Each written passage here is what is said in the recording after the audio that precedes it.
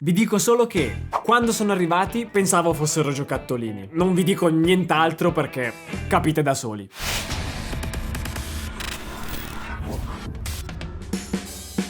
Ciao chitarristi e bentornati su Shape Your Tone. Sono Ale, come negli ultimi 40 video, e come sempre oggi vi svelo un segreto. Anche se siete chitarristi, potete andare d'accordo con i vostri vicini di casa? Shh, non dirlo troppo in giro. Vabbè, ho capito. Con questo video invece lo facciamo sapere a tutti, dai. Tutti i chitarristi meritano di saperlo, ma solo se suonano la Les Paul. Se hai un astrato, ti meriti di litigare con i vicini.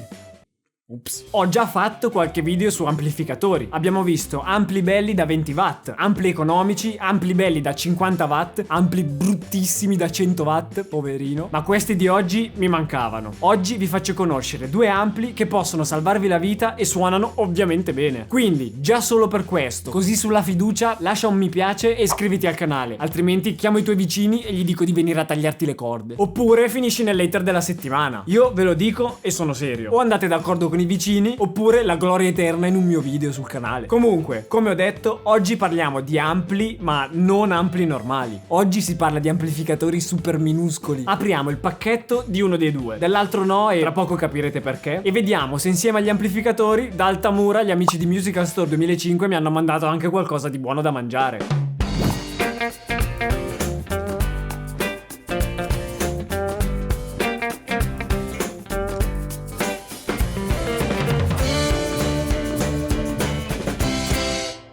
Niente cibo, ma sono fortunato perché tanto io non mangio mai, ormai mi conoscono troppo bene. Come avete visto, oggi si torna a parlare di Orange e Blackstar, con questi due super micro amplificatori. Sono piccolissimi, ma comunque ci sono un sacco di cose interessanti da dire e non so da dove iniziare. Quale avrò preso? Secondo me ho preso la Plexi.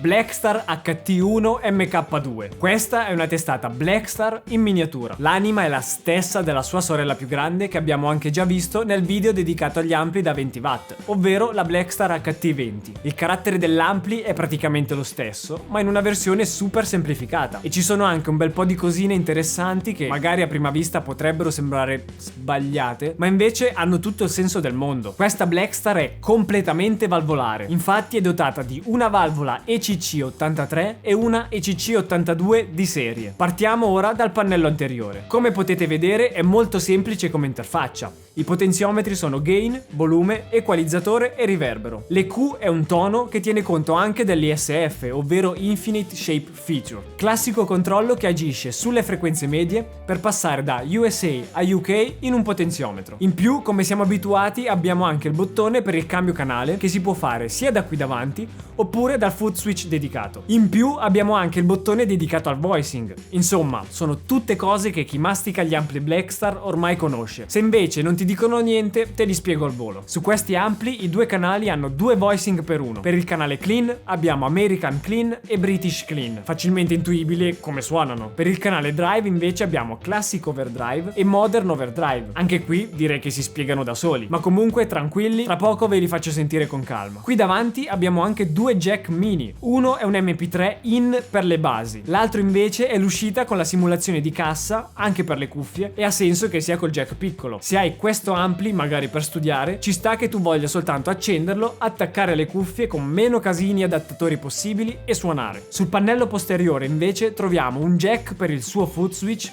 un'uscita per una cassa e la presa USB. Sì, perché esattamente come la sorella grande da 20 watt, nella versione MK2 puoi collegarla al PC e registrare direttamente. Però ora basta parlare, se no poi mi dicono che parlo troppo. Attacco il jack e vi faccio sentire come suona. I riff sono super famosi, se non li riconosci è un problema.